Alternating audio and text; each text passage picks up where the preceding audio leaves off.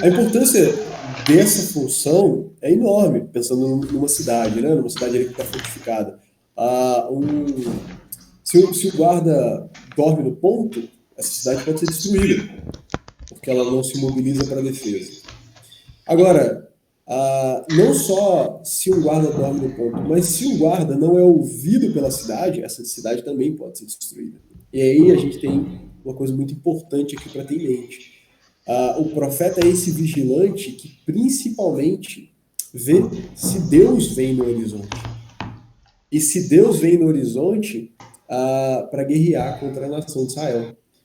O profeta é essa pessoa que avisa a nação que eles transgrediram a lei de Deus e por isso o exército celestial vem para destruir a cidade. A gente vai conversar mais sobre isso, mas basicamente Deus faz isso a partir por meio de outras nações, né? Mas não só a destruição feita por Deus, mas também a destruição, a bênção de Deus. Esse guarda ele também pode antever no horizonte, por exemplo, um exército aliado vindo para ajudar a nação, ou mesmo ele pode ver no período de seca nuvens formando lá no horizonte. São bênçãos também. Essa é uma função importante e ela nos diz isso sobre o profeta, né? Essa palavra. A palavra malak, que significa mensageiro, e ao mesmo tempo é a palavra que é traduzida para o grego como angelos, que significa anjo, ela também nos traz características importantíssimas do trabalho profético, né? desse ministério profético. A primeira é que o profeta ele era um plenipotenciário da parte de Yahvé, uma palavra que eu aprendi preparando essa aula, que significa aquela pessoa que representa outra com plenos poderes. A gente vê isso, por exemplo, claramente no ministério de Elias e Eliseu, em que eles não só traziam as mensagens de Deus, mas também realizavam sinais miraculosos da parte de Deus. E também como anjos, esses profetas eles levavam a mensagem de Deus, embora diferente dos anjos, eles sejam mortais, né? A gente fez a nossa Lexio no Salmo 82, o Salmo 82 fala sobre aqueles que Deus chama de deuses, não sei se são deuses. E ali a gente entende que Deus está fazendo referência às autoridades que representam o poder de Deus na Terra. Autoridades essas que estavam, na verdade, transgredindo a lei de Deus, né? Contra as quais Deus diz que, embora eles fossem deuses representando Deus na Terra, eles morreriam como qualquer mortal. Então, esse paralelo entre os homens e o próprio Deus, ou entre os homens e seres celestiais como os anjos, diante das suas tarefas na Terra, não é incomum nas Escrituras Sagradas e nos indica a grande importância do trabalho desses homens, né? A importância da tarefa que eles estão desempenhando. O sétimo termo que a gente utiliza para falar dos profetas, que o Antigo Testamento, na verdade, utiliza para falar dos profetas, é Ish Elohim, que é o homem de Deus. Isso diz respeito à sua piedade, à sua devoção, à sua dedicação a Deus. Os profetas, eles não eram apenas pessoas que tinham visões, os profetas verdadeiros, né? Não eram apenas pessoas que tinham visões, que passavam por experiências espirituais marcantes, mas eram pessoas que, devido a terem encontros marcantes com Deus, eram moldados por esses encontros e por isso se tornavam pessoas devotadas a Deus, piedosas, que buscavam cumprir a lei de Deus, né?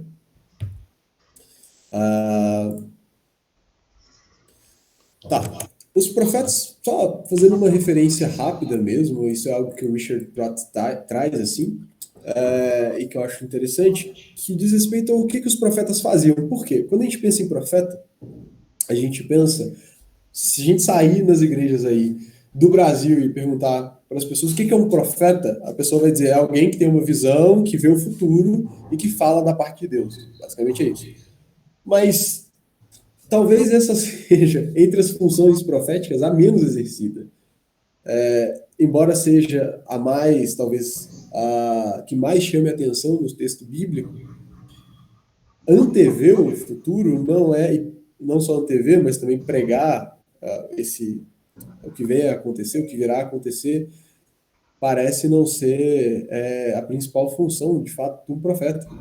A palavra profeta, né, como eu falei, vem de profetês, ela tem um significado ambíguo, que ao mesmo tempo significa falar com antecedência de algo, né, e prever, né, e discursar a respeito dessa previsão, mas também significa falar diante de, colocar um discurso diante do seu público. E nesse sentido, a gente vê boa parte do ministério profético sendo exercido dessa maneira. Então, primeiro, os profetas eles eram um exemplo para o povo de piedade, de devoção, mas eles também compartilhavam a sabedoria de Deus, eles encorajavam o povo em momentos de aflição, em momentos em que Deus trazia juízo para o povo, também era dever dos profetas, e eles faziam isso, que é encorajar o povo a entender que aquilo era um juízo de Deus, mas que Deus tinha um futuro glorioso para a nação. Os profetas também repreendiam os líderes, toda a nação de Israel e também as nações ao redor. A gente vê isso, por exemplo, na profecia de Obadias, na profecia de Jonas. Eles sim falavam sobre o presente, à luz da lei de Deus e do caráter de Deus, e sim falavam sobre o futuro, à luz da lei de Deus e do caráter de Deus. E isso é muito importante. A gente vai entender a necessidade de se ter diante de si a aliança de Deus com o seu povo para entender o ministério profético é enorme, né? Vou então vou ler aqui um trechinho para vocês que o Bruce Waltke traz para a gente sobre os profetas. Pelo fato de os profetas verdadeiros representarem o Deus incomparável, suas mensagens e feitos impressionantes são incomparáveis. O sublime caráter divino inspira os oráculos dos profetas. O profeta verdadeiro de Eu Sou tem de ser um israelita que represente a santa aliança com Deus intermediada no Sinai e que prediz com precisão o futuro imediato. Satisfeitos desses três critérios, o povo de Deus pode confiar que tal profeta os conduzirá pelo caminho que leva ao céu. Quais critérios? Ser israelita, representar a aliança de Deus com o povo e predizer com precisão o futuro imediato. Nesse sentido, o profeta ele devia ser alguém que fosse uma referência da nação. Uma referência da nação, porque primeiro era um israelita, segundo, porque não só era um israelita, mas na vida dele era perceptível o cumprimento e a importância da aliança de Deus com o seu povo. E terceiro, porque quando ele dizia algo a respeito do futuro, essa coisa acontecia. E aqui o Walt que traz a qualificação futuro imediato, porque há coisas que os profetas disseram e que não diziam respeito ao que aconteceria logo ali no seu tempo de vida. Ele não poderia ser julgado durante o seu tempo de vida. Então, a respeito dessas coisas, a avaliação ela é um tanto diferente. E era necessário que se olhasse muito para a vida do profeta em si e também para o que esse profeta dizia a respeito do futuro tinha a ver com a própria lei de Deus e com a aliança e o caráter de Deus. Mas era necessário que o profeta fosse visto nessa perspectiva, e o verdadeiro profeta era julgado nessa perspectiva também. Alguém tem alguma pergunta sobre essa primeira sessão, essa primeira introdução? Uma dúvida? Eu li uma, Tadinho. eu li duas, eu li três. Vou continuar. Coitado. Ainda falando da perspectiva histórica, vamos falar agora sobre a tradição profética. O que é essa tradição profética? Pensem só. A gente teve vários profetas na Bíblia. Vários profetas na Bíblia. E esses profetas, eles foram muito diferentes uns dos outros. Você tem profetas que escrevem, que são basicamente os profetas que nós vamos estudar nesse curso. Você tem profetas que não escreveram nada. Você tem profetas que realizaram sinais como Elias e Eliseu e profetas que não fizeram isso. Você tem profetas que eram profetas da corte, como Natã, por exemplo, e Gade, da corte de Davi. Mas, em outro momento da história, os profetas eram pessoas não gratas na corte. Eles não...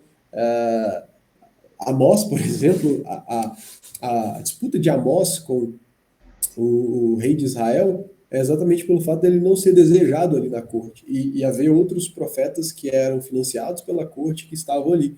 Então, Amós, como profeta, por exemplo, tem uma antítese entre os próprios profetas, né?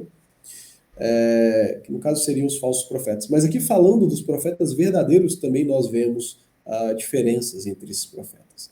E para entender esses personagens proféticos, a gente vai fazer uma divisão deles em quatro grupos que dizem respeito aos períodos da história de Israel, que são os profetas pré-monárquicos, os profetas monárquicos, os exílicos e os pós-exílicos.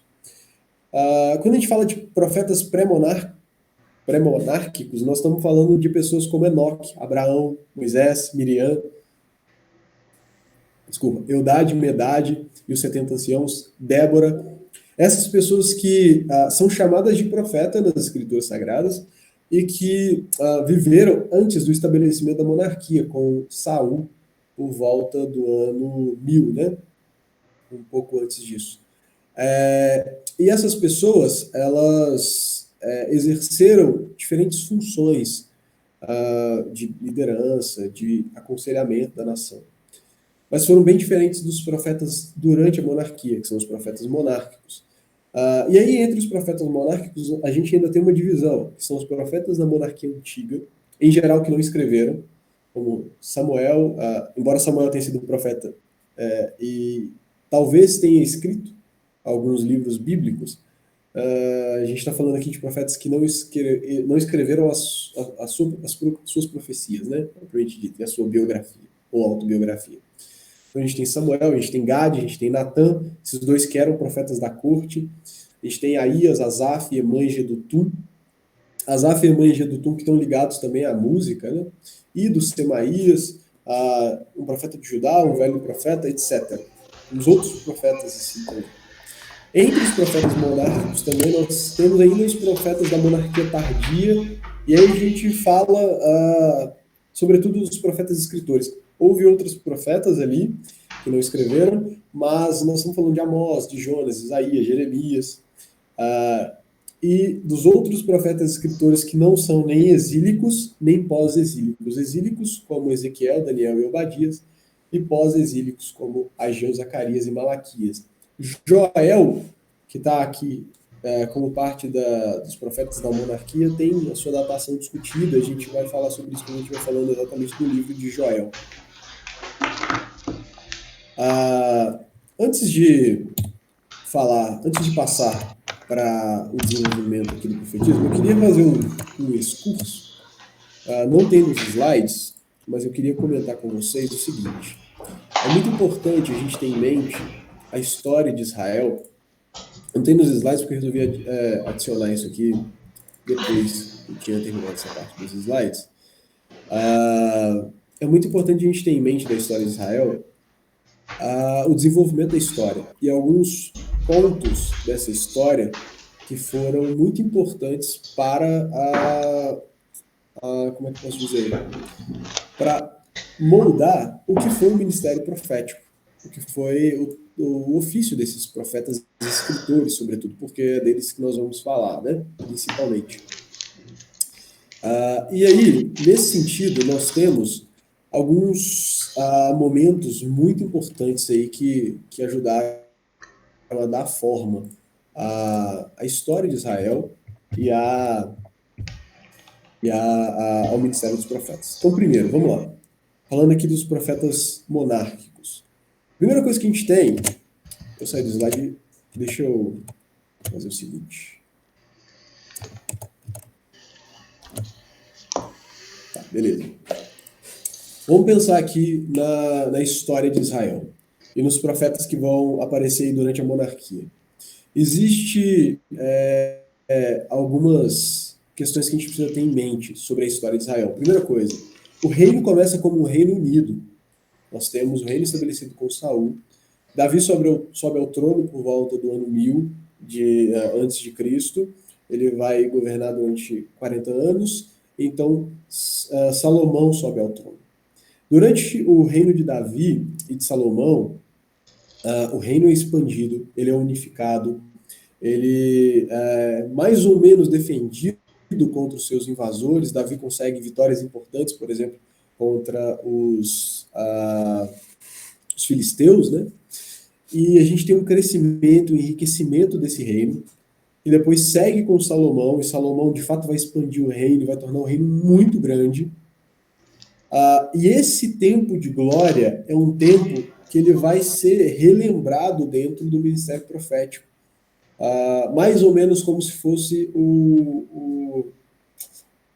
aquilo que deveria ser restaurado na nação. Uma nação governada por Davi, um rei segundo o coração de Deus, um rei que leva a lei de Deus a sério, que leva a nação a obedecer à lei de Deus, e com isso a nação prosperar, porque está de fato sob a bênção, as bênçãos estabelecidas na lei. Lembrem-se que a aliança de Deus com Moisés implica bênçãos e maldições, bênçãos sobre a obediência e maldições sobre a desobediência, né? Sobre a desobediência. Então, esse momento da história de Israel do Reino Unido é um momento muito importante para a gente pensar a mensagem profética. Mas Salomão não só expande o reino, cresce o reino em literatura, em arte, em riqueza, mas Salomão também cresce, de certa maneira, a opulência do seu próprio governo. E com isso ele impõe pesados tributos, né, ao povo, e a gente começa a ter ali uma nação em que os pobres são extremamente explorados, enquanto uma casta de nobreza começa a viver numa opulência que Deus não vê com bons olhos. E aí, sobretudo as tribos do norte exploradas debaixo desse governo, elas vão estar muito insatisfeitas, e quando Roboão vai suceder Salomão, a gente tem uma revolta liderada por Jeroboão, o irmão, né, de Roboão, que vai voltar do Egito. Ele estava no Egito e volta para liderar essa revolta, e a gente tem um reino dividido. Então a gente passa a ter o reino do norte e o reino do sul.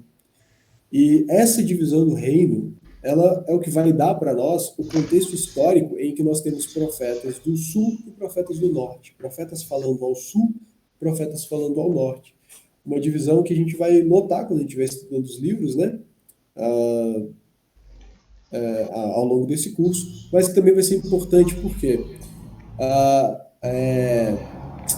o Reino do Norte, ele é um reino que ele se afasta de Deus muito rapidamente.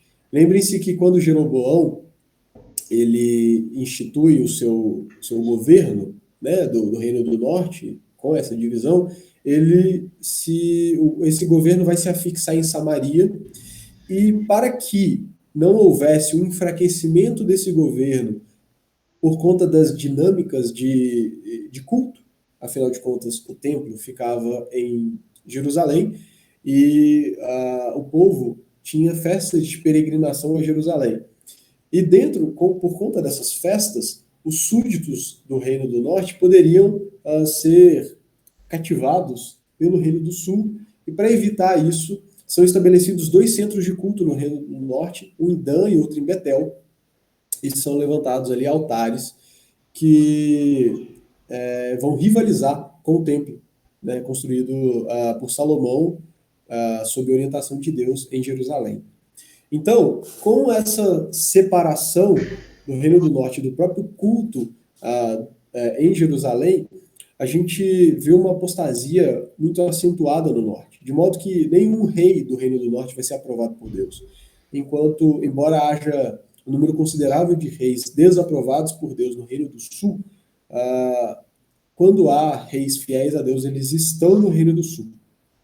Assim, a gente tem uma divisão ali, de certa maneira, nacional, até a respeito da apostasia e do culto, né, a Deus.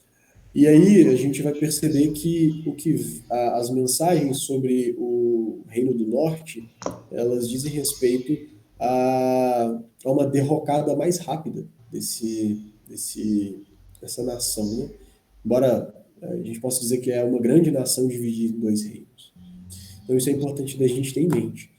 Isso são os 2 principais eventos que a gente tem na monarquia unida. Mas A gente vai ter depois uma outra questão, que é a seguinte: a gente vai ter, depois da divisão da monarquia, a gente vai ter aquilo que foi chamado do julgamento assírio, que é basicamente quando a Assíria começa a crescer ao redor ali daquela região em que a Palestina está, né? Desde o norte, ali na Turquia, até o sul, no Egito. A Síria começa a sufocar aquelas nações, ela cresce enquanto um governo ali por volta dos séculos oitavo e sétimo, e ela começa também a pressionar os dois reinos. E aí a gente tem aquilo que vai ser chamado da coalizão sírio-israelita, que foi quando o Reino do Norte, Israel, e a Síria se uniram para se rebelar contra a Assíria. São dois nomes muito parecidos, né? Eles se rebelam contra a Síria, só que eles querem forçar o Reino do Sul, Judá, a também se rebelar contra a Síria. E para se proteger, é engraçado isso, né? Porque eles querem o apoio do Reino do Sul, mas para isso eles ameaçam o Reino do Sul. E para se proteger dessa ameaça, o Reino do Sul vai buscar a ajuda da Assíria. E com isso a gente tem ali uma disputa complicada em que a Assíria vem e invade e destrói o Reino do Norte e aumenta o seu poder na região do Reino do Sul. E aí o que a gente tem? A gente tem, primeiro, esse momento da coalizão sendo formada e dessa disputa. Isso acontece por volta de 734 a.C. Em 722 a.C., Samaria, que era a capital do Reino do Norte, vai ser destruída pela Assíria. Você vai ter pessoas sendo exiladas pelo reino assírio.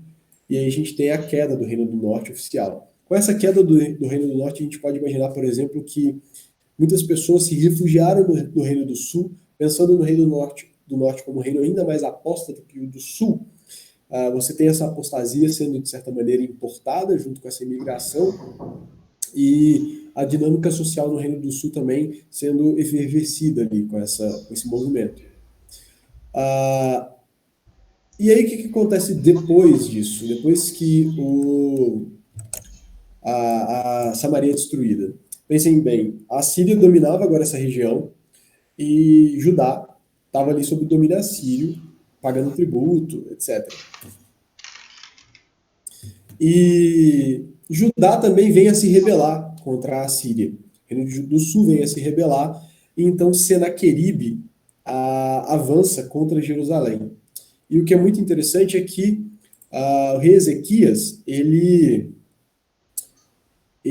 busca a Deus e Judá é miraculosamente livrada desse ataque de Senaqueribe. Isso por volta de 701 a.C. E esses são três eventos muito importantes aí dentro desse período ali do reino dividido. Tá, beleza. O que vem depois disso, né? A gente vai ter o ministério profético sendo desempenhado ali antes, no Reino Unido, no Reino Dividido, agora durante esse julgamento assírio. Depois disso a gente vai ter o julgamento babilônico, que é quando o Reino do Sul, que não se converte dos seus pecados e da sua apostasia, vai ser invadido pela própria Babilônia. E vão acontecer três invasões. A primeira em 605, a segunda em 597 e a última em 586, quando Jerusalém cai de fato. Na primeira invasão, a gente tem ali um começo de uma deportação. Você tem algumas pessoas já indo já para a Babilônia, né? Daniel, profeta Daniel, Sadraque, Mesaque e Abednego vão nessa primeira deportação, que acontece em 605.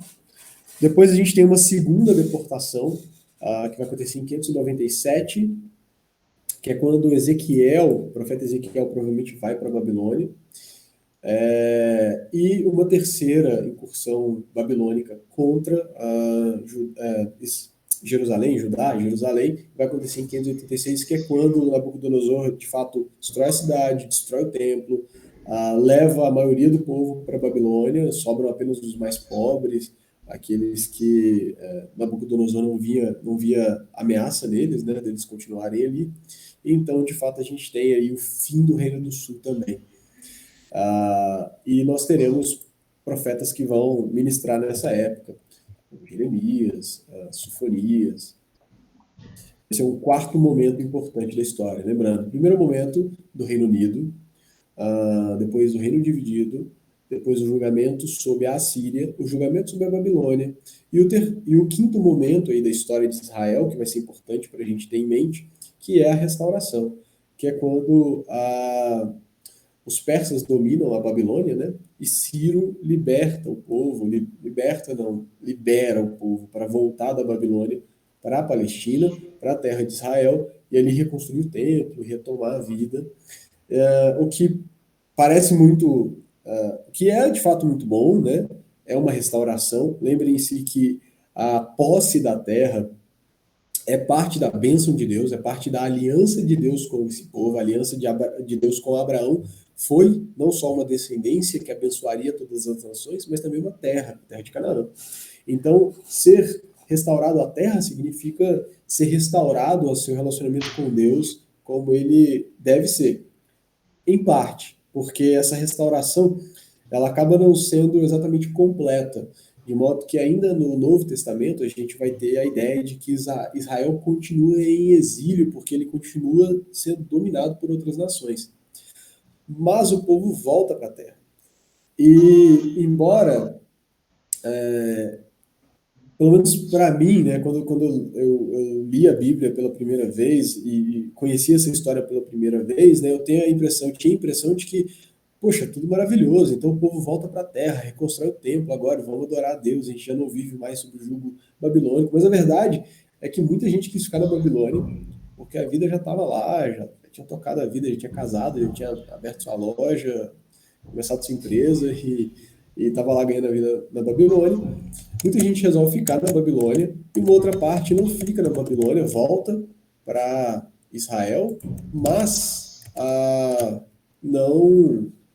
não vai ser fiel a Deus. E aí a gente tem os ministérios de Esdras e Neemias demonstrando exatamente isso. O povo volta a casar com gente estrangeira, o povo volta a misturar a religião. Então a gente tem um fim do Antigo Testamento que novamente fala sobre juízo. Um novo juízo viria sobre esse povo. E aí a gente vai ter a história ali do período interbíblico, que a gente vai falar quando estiver falando do Novo Testamento, né, na introdução ao Novo Testamento, que são as outras dominações pelas quais essa terra vai passar, né, sobre os gregos e sobre os romanos também. Mas nós temos esses 5 grandes eventos aí. Dentro dessa restauração do povo, a gente tem que lembrar também que o povo tinha o dever de reconstruir o templo, e não sei se vocês se lembram, isso não acontece. O povo começa a voltar para Jerusalém em 539, 538, e só em 520, com o ministério do profeta Ageu, que o pessoal vai... Ageu e Zacarias, que o pessoal vai voltar a reconstruir o templo, porque eles param. Então eles, de fato, reconstroem o templo, e existe toda uma negligência do povo em relação à adoração a Deus para cuidar da sua própria vida, fazer suas próprias casas, cuidar da vida, da família, etc., e deixam Deus de lado. O que é uma grande prova de que, embora Deus esteja sendo o tempo todo misericordioso e cumprindo a sua parte na aliança com o povo continua sendo infiel a ele. Deus, ele mantém o seu remanescente por pura graça, por pura fidelidade às suas alianças, né? Mas beleza, eu fiz esse curso aqui para a gente falar da história, né? Passar rapidinho aí pela história, porque a gente falou aqui, ó, deixa eu voltar os slides para vocês, porque a gente falou aqui dos profetas, né? Os pré-monárquicos, os monárquicos, os exílicos e os pós-exílicos, e aí a gente tem que pensar nesses profetas nesses contextos, né? Pensar ali no exílio, Ezequiel, Daniel e Obadias falando não só sobre o fato deles estarem exilados porque mereceram, quebraram a aliança com Deus, mas que Deus vai restaurá-los. Nós temos Ageu, Zacarias e Malaquias falando de que, embora o povo tenha sido restaurado e Deus tenha sido fiel, o povo voltou a ser infiel contra Deus e pregarem a respeito disso. Malaquias, por exemplo, já vai falar num contexto em que o templo está reconstruído e que o culto a Deus foi totalmente desvirtuado novamente. Então ele precisa de novo pregar contra isso. Vamos falar agora do profetismo de Israel e seu desenvolvimento histórico. Eu dei um panorama da história, mas dentro desse panorama a gente tem o desenvolvimento do próprio ministério dos profetas, né? Lembra que eu falei que os profetas não faziam exatamente as mesmas coisas? E não faziam as mesmas coisas também porque esse ofício profético foi desenvolvendo ao longo do tempo. Então, primeiro, no período pré-monárquico, a gente tem relativamente poucos profetas. A gente tem ali... primeiro, não há profetas escritores, né? Nós temos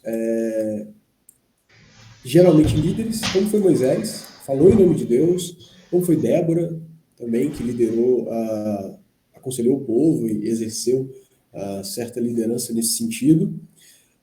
Mas nós não temos, por exemplo, nada parecido com Natã, nada parecido com Elias, nada parecido com essas pessoas que vão, por exemplo, ter um ministério, em certa medida, sistemático a respeito do juízo de Deus e de questões futuras e da cobrança dessa aliança, né?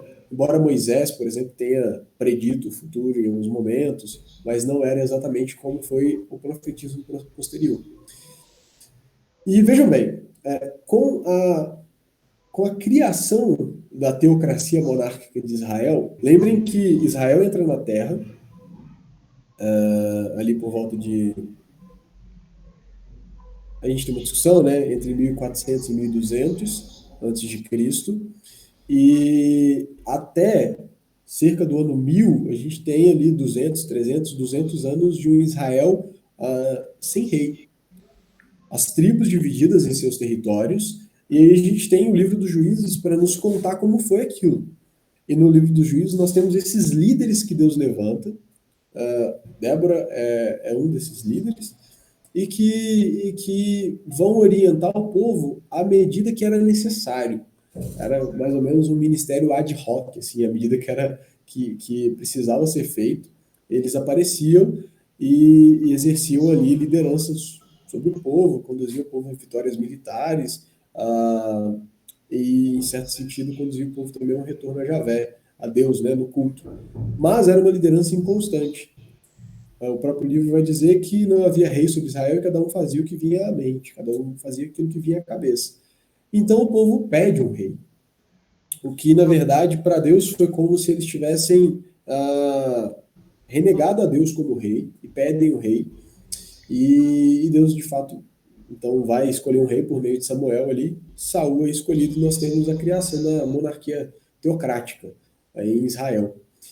E à medida que a monarquia teocrática, né, que essa teocracia monárquica, ela é instituída e cresce em Israel, nós temos um crescimento do ofício profético. É bem interessante perceber isso. Por quê? Nesse momento, os profetas eles começam a desempenhar um trabalho que é colocar essa monarquia em xeque, que é colocar essa monarquia à prova, que é expor os desvios dessa monarquia em relação ao governo de Deus.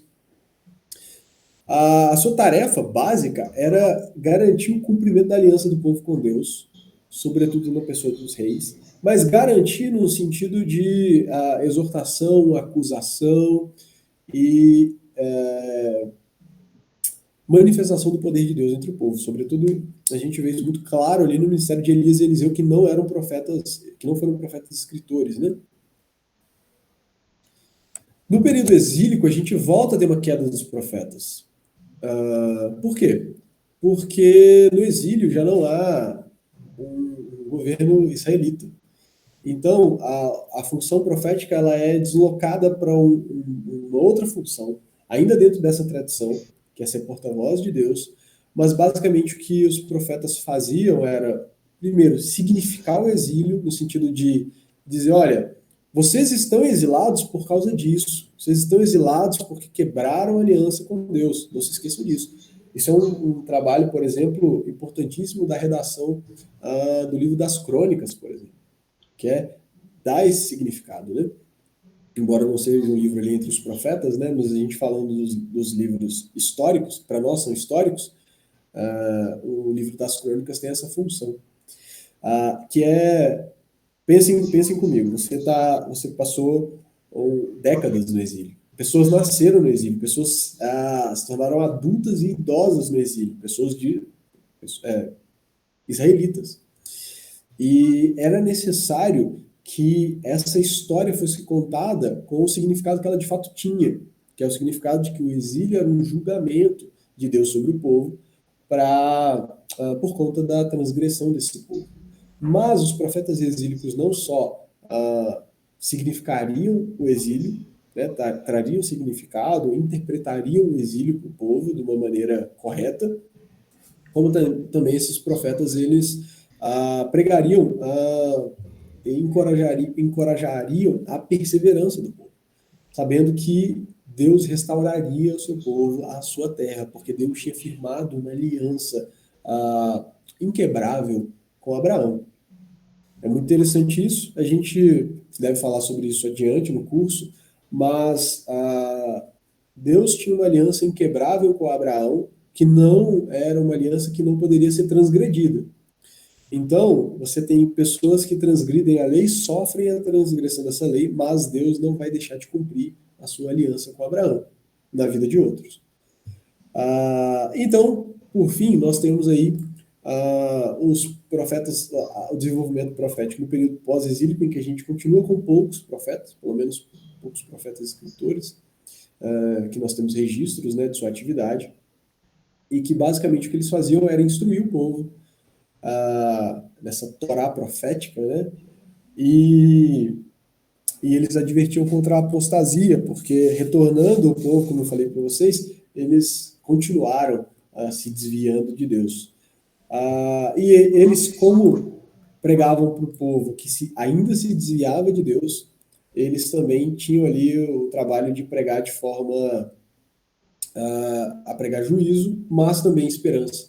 E aí a gente tem, não só nesse momento, né, a gente tem isso antes também, a gente tem isso em Isaías, que é pré-exílico, a gente tem ali o fortalecimento da ideia de um Messias libertador, que vai tomando forma no profetismo e nesse momento se torna muito claro que o povo vai necessitar desse libertador, porque o povo de novo cai em transgressão de novo, vai sofrer juízo de novo, vai ser levado vai ser cativo de outros povos. Embora ele não tenha sido de novo exilado da terra, né, depois da Babilônia, ele vai ser novamente dominado. Opa. Tá, eu não coloquei aqui o slide não, mas eu acho que eu falei um tempo bom. Eu queria saber se alguém tem alguma pergunta a respeito dessa sessão que a gente falou até agora. Tranquilo. Tranquilo? Beleza. Mais alguém? Dou-lhe uma? Dou-lhe duas? Dou-lhe três. Ok. Vamos lá. Eu falei com vocês sobre o fato dos profetas não serem exatamente iguais, né? Citei Débora e Isaías, Natan, por exemplo. Mas a gente também tem que pensar que existe uma continuidade na tradição profética israelita. A gente não pode pensar que os profetas eram simplesmente... profeta é uma palavra que não quer dizer nada. Quer. Os profetas eles não estavam em desarmonia entre si. Moisés ele foi o profeta supremo, né? Ele foi o protótipo daqueles que viriam. O povo esperava um profeta como Moisés. E vários profetas como Moisés apareceram até que veio o grande profeta como Moisés, que foi Cristo. Mas ainda falando do Antigo Testamento, a gente tem que pensar que os profetas eles dependiam entre si. E aí, vocês estão com Bíblia aí, né? Eu quero fazer umas leituras bíblicas aqui com vocês. Vamos abrir 1 Samuel, capítulo 8.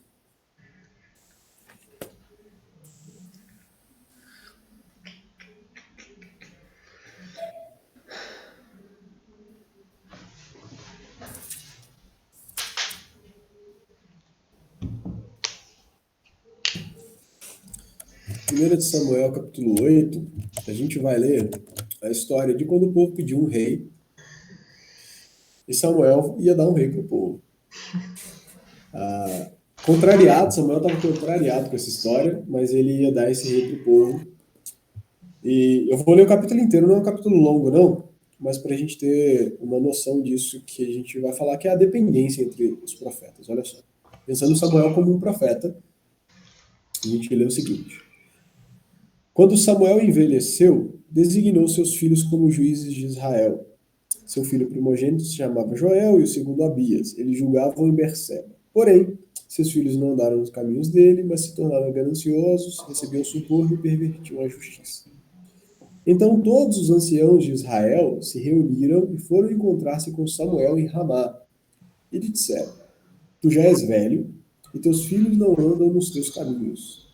Constitui-nos agora um rei para nos julgar, como tem todas as nações. Mas Samuel não se agradou quando disseram: dá-nos um rei para nos julgar.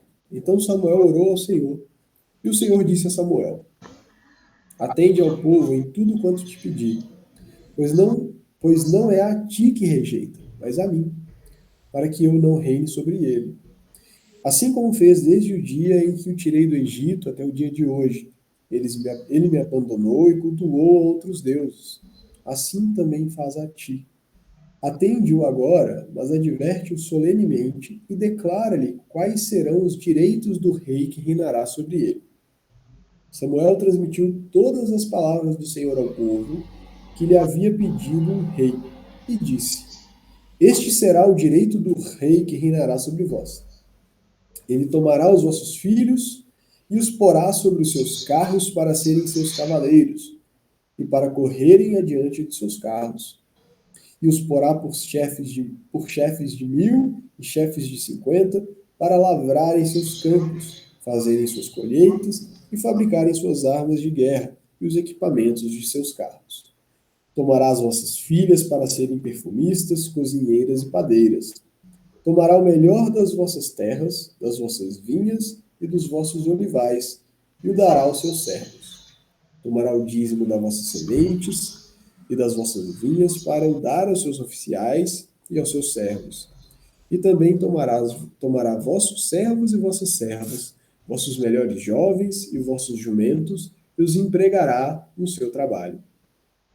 Tomará o dízimo do vosso rebanho, e vós lhe servireis de escravos. Então clamareis naquele dia por causa do vosso rei, que vós mesmos escolhestes, mas o Senhor não vos ouvirá. Porém o povo não quis ouvir a voz de Samuel. E lhe disseram: não importa, queremos um rei sobre nós, para que sejamos como todas as demais nações, e para que o nosso rei nos julgue, nos lidere e lute em nossas batalhas. Samuel ouviu todas as palavras do povo e as repetiu aos ouvidos do Senhor. O Senhor disse a Samuel: atende-o e constitui-lhe um rei. Então Samuel disse aos homens de Israel: volte cada um para a sua cidade. Tá.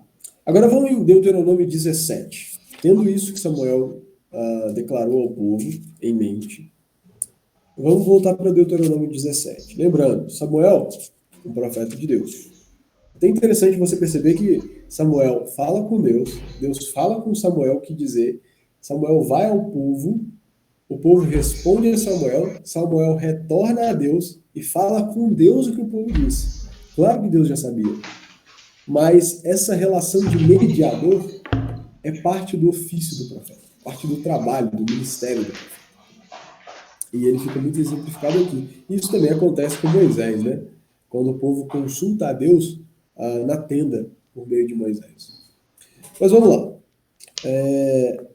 Deuteronômio 17, a partir do verso 14. Quando entrares na terra que o Senhor Deus te dá, Senhor teu Deus te dá, e a conquistares, e habitando nelas disseres, designarei para mim um rei, como fazem todas as nações ao meu redor, exatamente o que o povo está dizendo, certamente designarás como rei aquele que o Senhor teu Deus escolher. Designarás um dos teus irmãos como rei sobre ti. Não poderás escolher um estrangeiro, um homem que não seja de teus irmãos. Mas ele não poderá acumular cavalos para si, nem fará voltar o povo ao Egito para conseguir mais cavalos, pois o Senhor vos disse, nunca mais voltareis por este caminho. Também não tomará para si muitas mulheres, para que seu coração não se desvie, nem ajuntará para si muita prata e ouro. Quando se assentar sobre o trono do seu reino, fará para si uma cópia dessa lei, tirada do exemplar que está com os sacerdotes levitas, e a escreverá num livro. Ele o terá consigo e lerá todos os dias da sua vida, para que aprenda a temer o Senhor, seu Deus, e a guardar todas as palavras desta lei e estes estatutos para os cumprir, para que seu coração não se enche de vaidade em relação aos seus irmãos, e não se afaste do mandamento nem para a direita nem para a esquerda, a fim de que prolongue os dias do seu reinado e do reinado de seus filhos em Israel. Aqui, a gente vê o que a lei de Deus dizia a respeito do estabelecimento de um reino. Mas percebam que, embora o discurso de Samuel ali, instigado, né, inspirado por Deus, seja designado por Deus, né, seja um discurso que fala sobre o problema que os reis trariam, o que fica muito claro é que Samuel segue exatamente o que Moisés, o profeta Samuel, segue exatamente o que o profeta Moisés havia estabelecido, que é um rei precisa ser levantado segundo a vontade de Deus. Então, Samuel, ao ouvir o povo, e mesmo discordando, ele vai a Deus para saber o que Deus quer fazer. E vai a Deus para saber quem é o rei que Deus quer. E aí ele vai ungir Saul e depois Davi como rei. Agora vamos ver uma outra referência. Vamos ver aqui, por exemplo, dessa dependência. Lembrando, a gente está falando da dependência entre os profetas que vêm depois e os profetas que vêm antes.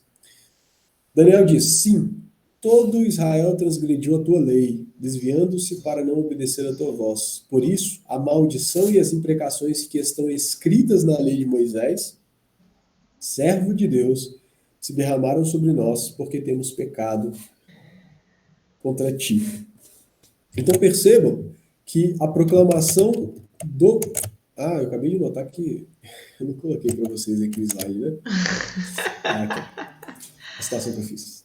Percebam que a proclamação de Daniel, assim como foi a atuação de Samuel, a gente vai ter isso em outros momentos, você vai ter interdependência entre os profetas contemporâneos entre si, essas proclamações, elas são dependentes daquilo que veio antes deles. De modo que os profetas são diferentes? São. Moisés é diferente de Samuel, que foi muito diferente de Daniel? Foram. Mas eles seguem uma continuidade da tradição profética, sobretudo firmada sobre o caráter de Deus e a sua aliança com o povo. Expressa essa aliança, uma dessas grandes alianças, né? Expressa na lei de Moisés. Então existe ali uma continuidade entre os profetas. A diferença entre os profetas de cada fase, mas também há uma consciência da tradição profética em suas mentes. Não se deve fazer distinções extremas entre os diferentes profetas. Perguntas? Alguém tem alguma pergunta a respeito dessas questões de continuidade? Não. Não é nenhuma pergunta, é mais assim uma percepção assim, da transferência assim, do papel, da importância do papel do profeta que ele tinha no início para a questão, para essa importância, depois o próprio Israel ele atribui mais ao rei. Por exemplo, eu percebo que quando Samuel ele fala depois Saul do seu ofício régio, o fato do rei estar separado do sacerdote, do profeta, equivale a ele estar separado do próprio Deus. E lá, quando a gente vê, por exemplo, mais à frente, Salomão ele já tem autoridade suficiente para depor um ofício sacerdotal. Então, assim, não sei se é uma percepção válida, mas a impressão que tenho é que aquilo que antes era atribuído ali aos sacerdotes, aos profetas, com essa implantação da monarquia, ela acaba sendo transferida pelo próprio rei. É legal essa percepção? É correta? Então, eu desliguei minha câmera que eu tô mastigando. Mas faz sentido, ô Wagner. Mas não. Como é que eu posso dizer? Eu acho que tem algumas coisas que a gente precisa ajustar. Primeiro, embora Samuel fosse um profeta, ele não exercia o mesmo tipo de governo que o rei exerceu. Do mesmo jeito que Débora. E mesmo do mesmo jeito que Moisés. Porque, como você disse, acontece essa separação. E embora haja essa separação, lembre-se que o Estado de Israel era um Estado teocrático. Ele não era um Estado laico, como o Estado que a gente tem hoje. Então, o rei ele estava sob o governo de Deus. E a gente vai falar disso daqui a pouquinho, a respeito da relação entre o rei de Israel e o rei Javé, né? E aí o que acontece? De certa maneira, o que você disse é um insight interessante. Você pensar que agora a gente tem uma pessoa que está focada nas questões nacionais, políticas, militares, etc. E que não necessariamente ele é o cara responsável por ser a ponte entre a ponte religiosa, cultural, acho que essa palavra é melhor, entre o povo e Deus. Por quê? O sacerdote vai passar a exercer essa função, sobretudo no começo, né, da monarquia ali. Você tem o sacerdote, e antes mesmo da monarquia, você tem um sacerdote assumindo a função de Moisés de ser o oráculo. Né? Lembra que o povo consultava Moisés na tenda do encontro. Moisés morre, você tem um estabelecimento ali, com Moisés, do ofício sacerdotal e dos levitas. E após Moisés, a única maneira de se consultar a Deus, né, ali antes dos profetas, era com os oráculos, com o Urim e com o Tumim, que ficava a cargo dos sacerdotes. Então você tem, de fato, quando você pensa agora num rei que tem também um templo com sacerdotes, o rei não é responsável por isso. Porém, você tem que lembrar que no começo ali do profetismo monárquico, desculpa, você tem caras como Natan, que são o quê? Eles são exatamente a figura que representa o Deus dentro da monarquia. O que eu falei pode ser mal entendido, porque o rei representa Deus dentro da monarquia, mas essas pessoas representam a voz de Deus dentro da monarquia. Então, Natan vai confrontar Davi, por exemplo. O que acontece é que à medida que a monarquia avança e se divide, você tem aí sim os profetas se colocando em contraste com os reis. Davi, lembrem, é o modelo de reino para o qual a monarquia deveria ser restaurada na mente das pessoas. Depois, com o advento de Cristo, a gente vai perceber que a restauração da monarquia davídica é outra coisa, totalmente diferente daquilo que as pessoas esperavam. Mas pensava-se em um novo Davi, né? Porque era esse rei que andava com Deus. Mas à medida que a monarquia avançou, o fato dos reis apostatarem criou de fato essa separação, porque os profetas da corte, vamos dizer assim, os profetas fiéis do começo ali, né, tempo de Davi, eles, em seu ministério, eles faziam com que Davi, o rei, no caso Davi mesmo, né, ele fizesse essa ponte, em certo sentido, usar a palavra oracular não é correto, né, porque não era exatamente isso que eles faziam, mas eles faziam essa ponte ali de diálogo do povo com Deus. Mas, à medida que os reis os reis abandonam a Deus, eles também abandonam os profetas verdadeiros. E aí você tem essa divisão acontecendo que você sinalizou. E que eu acho que seu insight é legal também, porque Samuel está falando disso, né? O livro de Samuel, quando Deus diz assim, não é a você, Samuel, que eles rejeitaram, mas a mim, tem a ver com isso também. Então acho que faz sentido, sim. Faz sentido. Fazendo essas separações, né? Entendendo que Samuel e os líderes anteriores não foram exatamente como os reis. Então, embora ele fosse a voz de Deus entre o povo, governando o povo, ele não governava exatamente da mesma maneira. Mas, de fato, parece que há esse jogo aí, né? A voz governava de uma forma menos rígida, e agora o governo é mais rígido, mas ele não é exatamente essa voz de Deus, embora represente Deus a partir do seu governo. A representação do rei não é pelos seus discursos, mas pelo seu governo. E ele representa Deus quando ele ouve e acata, primeiro, o discurso da lei. A gente leu aqui em Deuteronômio, né? Que o rei deverá fazer uma cópia da lei para com ele, e acata também os discursos de Deus a partir da boca dos profetas, né? Lembrando que o profeta era a boca de Deus. É bem legal isso que você disse. Mais alguém quer acrescentar alguma coisa? Quer fazer algum comentário? Fazer alguma pergunta? Obrigado, Pablo, pela explicação. Show de bola. Fez sentido, cara? Fez sim. Muito boa. Que bom. Muito bom. Mais alguém? Dou-lhe uma, dou-lhe duas, dou-lhe três. Vamos lá. Vamos falar então da função teocrática dos profetas. Deixa eu só dar uma olhadinha no negócio aqui no meu slide. Eu vou falar disso aqui, é porque eu fiz um acréscimo nesse slide e aí eu vou fazer meio que um outro discurso mais à frente aí, mas vai dar certinho, vocês vão entender. Vamos lá.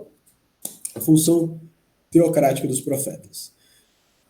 Lembrando, durante o período pré-monárquico, as funções dos profetas eram muito diversas. Mas, em geral, eles lideravam e aconselhavam o povo. Quando a gente tem a instituição da teocracia monárquica, o ofício profético começa a se institucionalizar e ele começa a parecer mais ou menos a mesma coisa. Quando você lê, por exemplo, os livros dos profetas, eles basicamente estão fazendo a mesma coisa ali, no período da monarquia, né?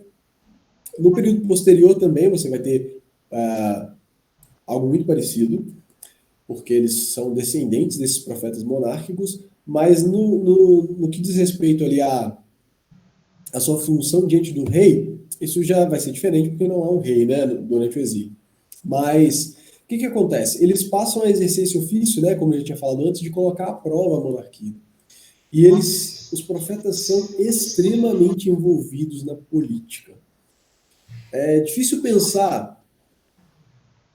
Não é difícil pensar. Eu vou fazer um paralelo que é bem esquisito, né? Bem fora de... é bem anacrônico. Mas você tinha profetas que estavam ali perto do governo, e são aquelas figuras ali que não são do governo propriamente dito, mas são influentes. E aí você tem professores, pesquisadores que vão influenciar o trabalho profético. E aqui, para fazer um paralelo de dois lados, um paralelo considerado de esquerda e um paralelo considerado de direita, você tem o Ariovaldo Ramos, que é uma figura, né, bem controversa dentro do evangelicalismo, que vai fazer discursos políticos e vai falar em nome de Deus, fazendo esses discursos políticos. E você vai ter, e fazendo discursos que têm amplitude política na nação, isso é importante de você pensar. E você vai ter o Olavo de Carvalho também, que faz discursos políticos e fala de religião e mistura essas coisas também. Mas você também tem, por exemplo, a Greta Thunberg, que é uma garotinha que faz discursos políticos também e tem ali o seu envolvimento na política, embora não sejam políticos de fato. Entende o paralelo? Talvez não seja o mais ideal, mas pense nesse tipo de envolvimento político. É esse tipo de exercício público que faz com que essas pessoas estejam intimamente ligadas ao noticiário de política, né? Vamos falar dessas pessoas e elas vão estar lá. O Antônio Carlos Costa, por exemplo, é um pastor brasileiro também, que é um pastor e que está intimamente ligado às questões políticas, porque fala muito sobre política, por exemplo. Então, essas pessoas, o professor Franklin Ferreira, lá do seminário, é outra pessoa que no caso é um pastor, e está intimamente ligado às questões políticas. A área de atuação dele é religiosa. Aí, quando eu falo disso, a gente tira ali a Greta Thunberg da conversa, talvez tire o Olavo de Carvalho, né? Mas a área de atuação dele é religiosa, o discurso dele é religioso, mas ele tem um discurso intimamente voltado para a vida pública, para a coisa pública. Então, os profetas, eles eram como essas pessoas que falam sobre religião, mas diferente dos sacerdotes, eles não estão ligados ao culto diretamente a Deus. Embora houvesse profetas ali ao redor do templo, né, talvez relacionados ao templo, essa é uma discussão se haviam profetas cultuais mesmo, que exerciam seu ministério no templo, mas eles eram, diferente dos sacerdotes, que o trabalho deles era esse trabalho cultural. Os profetas, eles tinham um discurso religioso voltado à política. Então, eles eram, de fato, atores políticos muito importantes em Israel. E esses profetas, eles, a gente vai encontrar na história de Israel os falsos profetas, que eram aqueles que eram, em geral, os patrocinados. Eles eram pagos pelo governo para falar coisas que agradavam ao governo, de modo a manter a força política do governo, etc. E aí você pode achar paralelos aí também na nossa história contemporânea. E você tinha os profetas verdadeiros que buscavam se manter livres dessas amarras aí financeiras, desse patrocínio do rei, porque eles criticavam basicamente o rei. Basicamente, o ofício de um profeta, desses profetas escritores, era esse, era criticar o rei. A gente vai ter algumas exceções a respeito dos reis de Israel e de Judá, que vão falar para outras nações, mas eles estão envolvidos com a nação. Pensem que eles são boca de Deus. Mas eles não falavam apenas aos reis. É importante pensar que eles também se dirigiam ao povo. No exílio, os profetas, de novo, como a gente não tem um estadismo israelita, você não tem um Estado de Israel dentro da Babilônia, o ofício profético ele vai arrefecer, ele vai se esfriar nesse sentido. Ele vai ter ali, sobretudo, outras atribuições que a gente já falou a respeito, né, de manter a esperança do povo, de significar aquela experiência para o povo. E com a volta do exílio, os profetas começam a retornar a essa função, porque a gente começa a ter de novo um reino, né, um governo israelita, embora vassalo dos povos que o dominam, né, ao longo da história, ali, primeira Pérsia e sequência. Você tem novamente profetas que vão denunciar, fazer denúncias contra a nação, contra o governo, e também fazer orientações a respeito disso, de como se colocar diante da lei de Deus e de Deus. Agora, o que era um profeta? E eu falei que eu tinha feito uns cursos aqui, porque é o seguinte, aqui eu estava falando, voltando aqui, da função teocrática dos profetas, mas antes de falar e dar uma continuidade a isso, eu quero trazer para vocês aqui uma curiosidade que eu tirei desse livro do Saião, que eu indiquei para vocês mais cedo, que diz respeito à questão do profetismo ao redor de Israel. O Saião, ele faz um apanhado ali de como foi o desenvolvimento profético ao redor de Israel e anterior a Israel, no Egito, na Mesopotâmia. E ele não encontra grandes paralelos entre os profetas ou pessoas que exerciam esse tipo de função no Egito, sobretudo, alguma coisa na Mesopotâmia, mas ele encontra paralelos interessantíssimos a respeito entre os profetas de Israel e aquelas pessoas que exerciam funções análogas aos profetas na cidade-estado ali, naquele povo de Mari, que foi uma comunidade que se desenvolveu ali a nordeste de Israel, onde é a Síria, mais ou menos. E aí, por volta do ano de 1700, tem alguns documentos que são por volta desse ano, que vão trazer algumas características desses profetas que recebiam outros nomes e eram divididos de outras maneiras, que não vem ao caso aqui. Mas quais são essas características similares que são interessantes? Primeiro, o homem, ele é o mensageiro. Ele é um mensageiro do ser celestial, da divindade.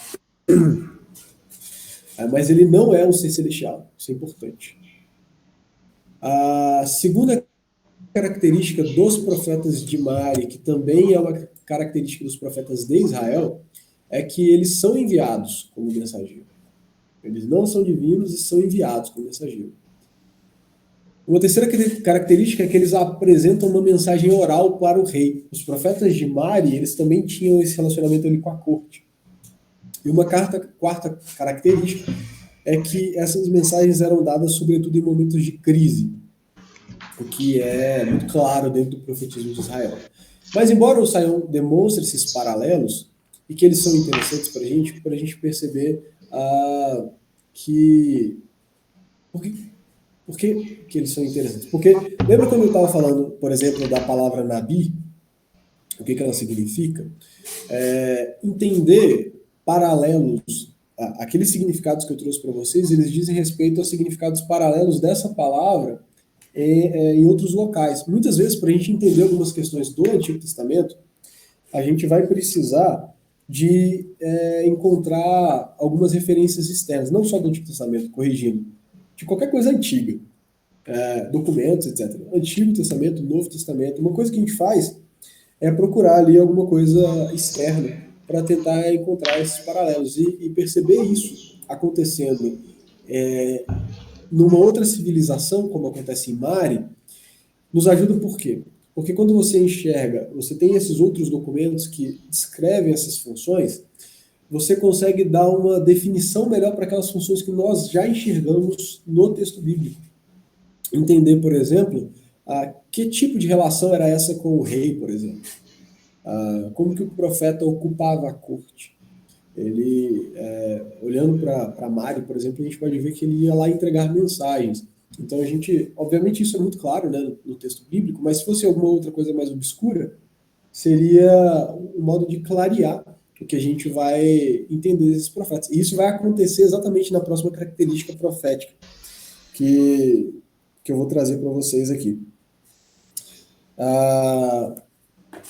Veja bem, no entanto, haviam diferenças grandes entre também os profetas de Israel e os profetas de Mari. E elas precisam ser ressaltadas também para que a gente não pense que os profetas de Israel eles só eram um evento religioso como poderia acontecer em qualquer lugar com ou sem o Deus verdadeiro. Primeiro, o apelo ético dos profetas de Israel é sem igual, sendo também muito mais intenso. O salmo que a gente fez a leitura, o Salmo 82, eu ia fazer inclusive um comentário sobre ele mais cedo que eu acabei esquecendo de fazer. Ele, obviamente, não é de um profeta, né? Mas ele fala sobre a própria ética dos reis, né? E a minha escolha do Salmo 82, ela isso aqui. O verso 8. Ó Deus, levanta-te e julga a terra, pois a ti pertencem todas as nações. O que faz... Dois pontos importantes, né? O que faz um profeta profetizar contra uma nação que não é Israel, que não tem uma aliança com Deus? O fato de Deus ser Deus também sobre aquela nação. E o fato de que os desvios morais e religiosos daquela nação são contra Deus e são sérios também. De modo que o Bruce Waltke, olhando para isso, na verdade olhando para o trabalho de um judeu, de um teólogo judeu chamado Heschel, se eu não estiver enganado, Heschel, não sei como é que pronuncia o nome dele, ele vai apontar a extrema atenção dos profetas às questões de âmbito moral na nação de Israel, o que vai também dizer respeito às outras nações, e o que vai fazer com que os profetas falem sobre essas outras nações, demonstrando o significado da queda dessas nações por transgredirem a lei moral de Deus, né?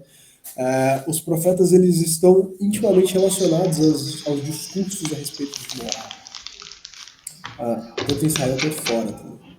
Lembrem-se que a advertência de Obadias contra Edom, na verdade a condenação de Obadias contra Edom, é por conta de todo o mal que Edom fez para com Israel, né? Segundo ponto, as mensagens israelitas costumam envolver todo o povo e não apenas o rei. Isso também é muito importante. Embora falar com o rei em uma nação do Antigo Oriente Próximo significa falar com o povo, em Israel, o rei não é Deus. Enquanto em outras nações, às vezes o rei é o próprio Deus, né, encarnado ali. Então, o Deus verdadeiro está se comunicando com o seu povo. O rei, ele é um representante tanto do povo para Deus, quanto de Deus para o povo. Mas isso não significa que Deus não se dirige diretamente ao seu próprio povo. E isso acontece no profetismo israelita, e é um ponto de divergência aí que o Saião aponta em relação ao profetismo de Mari. Uma outra característica importante é que o profetismo bíblico permaneceu por longos séculos. Não foi um fenômeno efêmero, né? Você pensa comigo que você tem, pensando só a respeito dos profetas escritores, a gente está falando de cerca de 750 a 425 a.C. A gente está falando de 300 anos, pelo menos. Sem contar, por exemplo, os profetas que vieram antes desses. Sem contar os profetas monárquicos ali entre 1750. Natan, Eliseu, etc.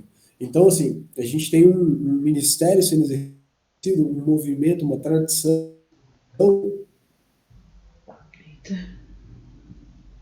que durou durante um longo tempo. O que também indica a sua legitimidade, né? Aí eu diz o seguinte, de possíveis influências da relativa universalidade do fenômeno e dos paralelos inegáveis com outras culturas, deve ficar claro que em nenhuma outra cultura do Oriente Médio Antigo o fenômeno do profetismo atingiu a importância que veio a ter depois em Israel. Isso a gente vê só da gente pegar a Bíblia, que a gente tem na mão, e fazer isso aqui, ó. Você pensa que nós temos isso aqui, tudo. Se você for comparar com o Novo Testamento, o que os profetas escreveram tem quase o mesmo volume de todo o Novo Testamento. Isso pensando só nos livros proféticos, né? Sem pensar em todas as referências que se faz os profetas em outros livros. O ministério deles foi importantíssimo, não só para a religião de Israel, mas para o Estado de Israel, para a sociedade de Israel como um todo. Ao contrário de algumas figuras, né, que vão falar politicamente aí, os profetas de fato moldaram a sociedade de Israel. Embora eles não tenham sido ouvidos muitas vezes, e ao ouvidos eles deram novos rumos a Israel, porque eles eram a voz do próprio Deus. Tá. Agora, isso foi mais uma curiosidade aqui a respeito dos profetas, né? E agora eu volto para aquela questão da sua função na teocracia, de uma forma, em termos mais políticos mesmo. Porque aqui eu falo da função dos profetas como emissários internacionais. E aquilo que eu disse a vocês a respeito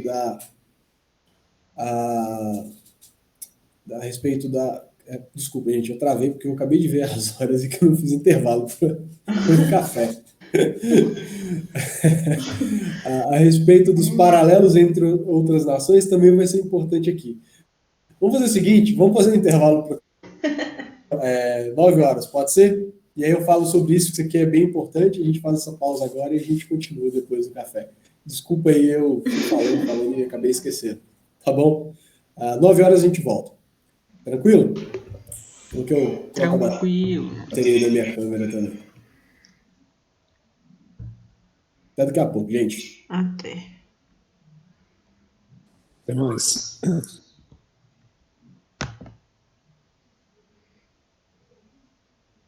Não tem como pausar.